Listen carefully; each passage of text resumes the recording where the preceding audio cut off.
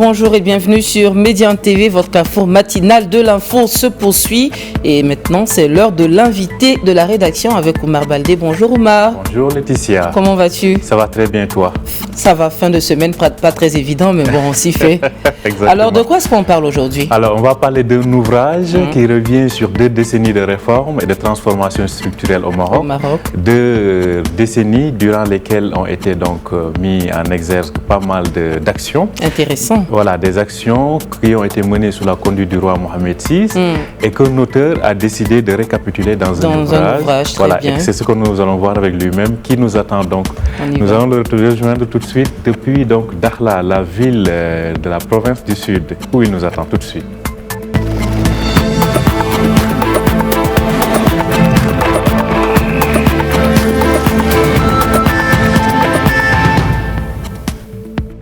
Bonjour et bienvenue sur Medi 1 TV. 2 décennies de réformes internes et de transformations structurelles, mais aussi d'ouverture et d'influence sur le plan extérieur. C'est en somme le résumé des messages clés du livre de l'universitaire et écrivain franco-suisse Jean-Marie Eid intitulé Mohamed VI, la vision d'un roi, action et ambition. Un ouvrage que l'auteur vient de présenter à l'occasion de la rentrée universitaire à Dakhla, la presqu'île du sud du Maroc, où nous rejoignons donc notre invité qui n'est autre que Jean-Marie Eid, l'auteur de cet ouvrage de 181 pages décliné en 8 chapitres. Bonjour Jean-Marie Eid.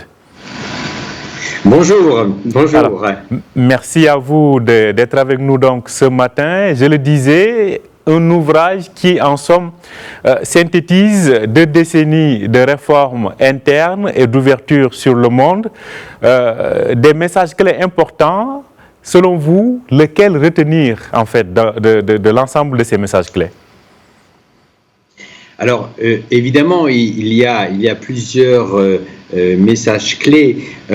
Si je fais l'articulation entre le livre et le message délivré aux étudiants pour ce discours inaugural qui m'a été proposé de faire, je crois que ce que j'ai voulu, c'est leur démontrer qu'à partir de choses qui aujourd'hui sont impossibles, demain elles se réalisent à partir de la volonté d'un certain nombre d'individus. Et je crois que ça résume bien ce que, en même temps, dans l'ouvrage, il s'est réalisé en 20 ans au Maroc une métamorphose, on ne peut pas le dire autrement, avec la création de nombreux points, je ne vais pas tous les évoquer là, mais c'est ce rassemblement que j'ai voulu mettre en quelques peut-être 1 heure avec les étudiants pour leur dire qu'ils se lancent eux dans des études, mais leurs études ne sont pas isolées, ils se lancent dans quelque chose de l'ordre du possible à condition que les éléments de connaissance et la motivation soient au rendez-vous, et je l'ai bien senti dans l'amphithéâtre, ils étaient bien présents.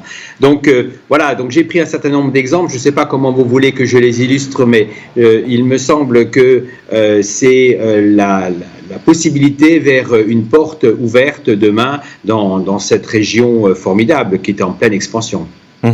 Alors, donc, vous évoquez pas mal de sujets, je le disais à l'instant. Vous parlez notamment des réformes sociales, de la régionalisation avancée ainsi que les dossiers relatifs à la question du Sahara marocain, la phase opérationnelle, les réalisations économiques, donc pas mal de chantiers. Alors, selon vous aujourd'hui, sur le plan international, comment considérer le Maroc en tant qu'acteur?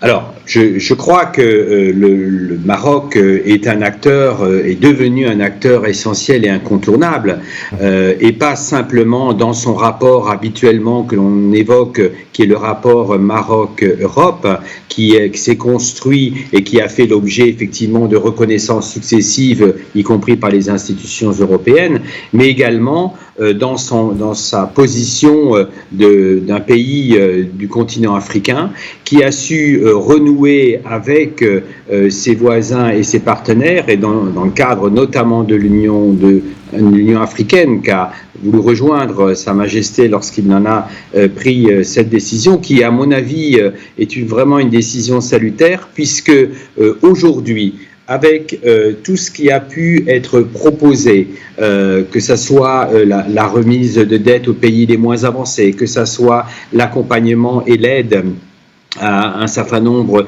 d'aspects de gouvernance, des aspects humanitaires, des aspects économiques pour les autres pays. Dans ce cadre-là, non seulement le Maroc devient un pont entre l'Europe et l'Afrique, mais en même temps, il permet de donner un exemple de ce qui est possible, d'une orientation, tout en rappelant son africanité, parce que je crois qu'on a eu tendance un peu à l'oublier, et pourtant elle est très importante. Ce que le Maroc, les Marocaines et les Marocains peuvent faire et réaliser en Afrique n'a rien à voir avec ce que les Européens peuvent réaliser, parce qu'il y a une dimension de la culture qui s'y ajoute. Donc voilà, c'est quelque chose de tout à fait important à souligner. Alors, on peut prendre un exemple, si vous voulez, la question migratoire. Oui. Pardon, je vous laisse. Oui, oui, on va y revenir tout à l'heure. Restons sur le plan de la diplomatie. Vous l'avez dit en un moment, le Maroc aujourd'hui est un pont entre l'Europe et l'Afrique. C'est une puissance africaine qui s'affirme et qui fait aussi, qui a à gérer pas mal de défis par rapport à son voisinage africain proche, mais aussi méditerranéen dans le nord. Dans cette configuration, quel rôle prêteriez-vous ou quel rôle le Maroc aurait à jouer? Alors, je pense que le Maroc aura à jouer d'abord son rôle d'exemple dans ce qu'il a pu réaliser. Et ça me paraît être parlant en soi et pédagogique, parce que on sort des discours, on est dans les actes, et les actes qui permettent une compréhension, qui permettent de sentir les choses. Et dans cette dimension de l'exemple, je pense que l'exemple de tolérance, qui est un exemple déjà très ancien, qu'on a un peu oublié, mais cet exemple de tolérance du Maroc, qui a su, après toutes les périodes historiques que nous avons connues, qui a su rendre possible le lien entre les peuples, entre les cultures et même entre les religions à l'interne de son pays au Maroc, les nouvelles relations avec certains pays, à travers notamment la communauté juive ou d'autres communautés, sont des éléments importants qui montrent que la tolérance à la marocaine est un exemple du possible demain d'une construction nouvelle. Et ça, peut-être pour les pays d'Afrique qui ont connu des découpages qui correspondaient peut-être pas forcément à la question culturelle, ethnique et autres, doivent pouvoir revivre ensemble au-delà des conflits. Et l'exemple du Maroc, simplement sur le plan humain, est un exemple important. Un exemple important sur le plan humain, vous l'évoquez, ça nous conduit à parler de ce que vous avez évoqué d'ailleurs tout à l'heure, à savoir la gestion migratoire. Aujourd'hui, vu tous les défis qui se posent, cette pression, en tout cas sur le plan diplomatique, politique et la réalité sur le terrain, quel modèle de gestion donner à tout cela ? Alors, je pense qu'il n'y a en général pas un modèle. Il faut que chaque région, chaque pays puisse adapter son modèle en fonction effectivement de ses possibilités. C'est de la même manière, lorsque j'ai eu terminé l'écriture de mon livre, un certain nombre de personnes me disaient avec scepticisme: ah oui, tout ça s'est passé au Maroc, mais il y a peut-être encore des choses à faire. Oui, il y a des choses à faire. Le Maroc a évolué, il a encore évolué, mais au même titre que tous les autres pays de la planète évoluent à leur rythme. Aujourd'hui, il y a bon nombre de pays qui ont du chemin à faire. Vous l'évoquez en matière de migration. Les problèmes sont de loin pas réglés. pour des tas de raisons politiques, voire de politique politicienne, peu importe.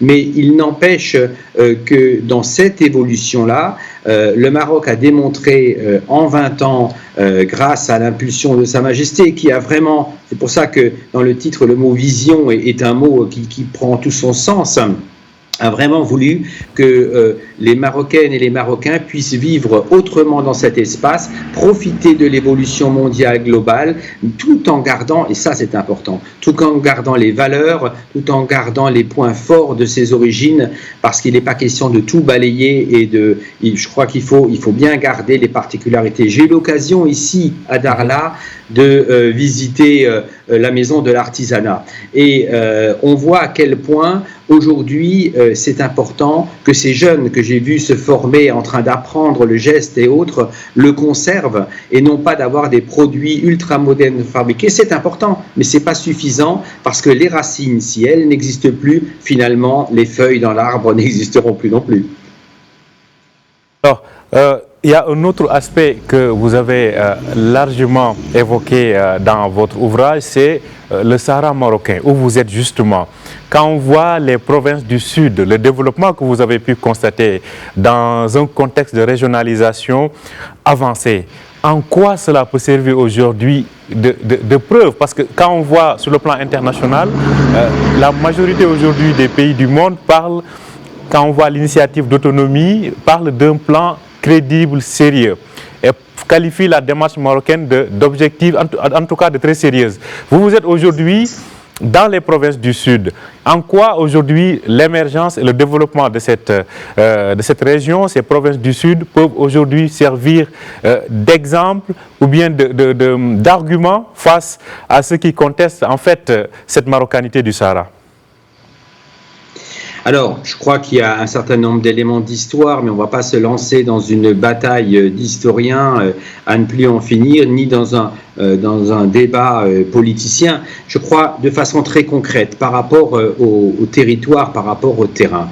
Qu'est-ce que l'on constate? C'est qu'un certain nombre de réalisations se sont faites. Et on sait que ces réalisations ne se font pas uniquement par des calculs mathématiques, ne se font pas uniquement par des constructions, elles se font aussi par une volonté, par un sentiment d'appartenance. Et lorsque je rencontre bon nombre de personnes issues, et pas que des personnes vouées à la cause de ce sujet, des personnes kidam, j'ai envie de dire, sur un micro-trottoir, et que l'on échange sur ce qu'ils pensent de la situation, ils me disent très clairement qu'ils ont envie, on voit passer à l'image une des portes de Darla, ils ont envie de s'inscrire dans ce mouvement qui non seulement renoue avec des racines qu'ils comprennent, même si on est bien d'accord que les régions sont toutes différentes et que la région du Sahara a sa particularité où le nomadisme avait une importance, et s'inscrire dans le monde d'aujourd'hui est une évolution, mais c'est valable pour toute région et tout pays du monde. Et le résultat de tout ça, c'est qu'au dernier scrutin qui s'est passé, et j'étais là au mois de septembre et j'ai pu m'en apercevoir, au dernier scrutin, que ça soit local, municipal, que ça soit régional ou que ça soit national, pardon, les habitants de Darla, les habitants de la province se sont prononcés très majoritairement, ils ont participé. Et le résultat de leur participation, au-delà du taux, ça a été en faveur d'affirmer leur attachement à la marocanité. Alors ça n'a pas été posé en termes de questions ainsi, mais c'est cette volonté. Alors cette volonté, c'est l'élément numéro 1 qui va pouvoir ensuite faire en sorte que les jeunes, que les adultes, que les grands s'inscrivent dans des projets. Et ils s'inscrivent dans des projets, on voit concrètement les réalisations. On n'est pas dans un désert, même si le sable et les dunes existent à proximité. Les nombreuses constructions, les investissements étrangers, qui sont autant de signes. Un investisseur, et je ne suis pas de ce monde-là, mais un investisseur qui vient sur un territoire et qui investit réellement, il ne le fait pas uniquement pour envisager ses vacances, il le fait parce qu'il croit que cette région va pouvoir avoir un développement remarquable. Et elle a commencé ce processus, le processus est en cours, et donc rien que ça ça dépasse tous les discours politiques que l'on peut avoir et ça dépasse tous les débats que l'on peut avoir. Il est clair que cette zone, les personnes y tiennent fortement. Je n'ai pas trouvé de personnes qui étaient hostiles. Ils ne voudraient pas retourner à la situation d'avant. Alors, Jean-Marie Aïd, permettez-moi juste une dernière question d'évoquer la portée de votre livre. Dans un contexte de critique, en tout cas, si aujourd'hui vous étiez en face de critiques au sens large sur le plan littéraire comme sur le plan politique et autres, quel serait aujourd'hui l'argument qui donnerait du sens à votre ouvrage ? Alors, je crois que l'argument central qui donnerait vraiment du sens à mon ouvrage, c'est, et vous l'aurez compris, c'est la place de l'humain dans tout ça. Je pense que, et Sa Majesté l'a très bien compris d'ailleurs dans sa déclaration de 2011, dans son discours royal de 2011, il a insisté sur la place de l'être humain et du citoyen marocain, dans cette démocratie royale adaptée, et je crois que ça c'est l'élément essentiel, parce que on pourra construire, comme je le disais, plein de choses si l'être humain n'est pas au cœur du dispositif, s'il n'est pas pris en compte, si la dimension sociale de l'être humain n'est pas mise en avant, eh bien le reste ne tient pas. Et donc je pense que ce qui doit être très fort, c'est bien ça, c'est dire la femme et l'homme marocain doit pouvoir être partie prenante, et ils le sont, c'est offert, c'est possible de le faire, il faut s'y engager, mais c'est bien cela qui est l'élément central et le pilier de toute la construction.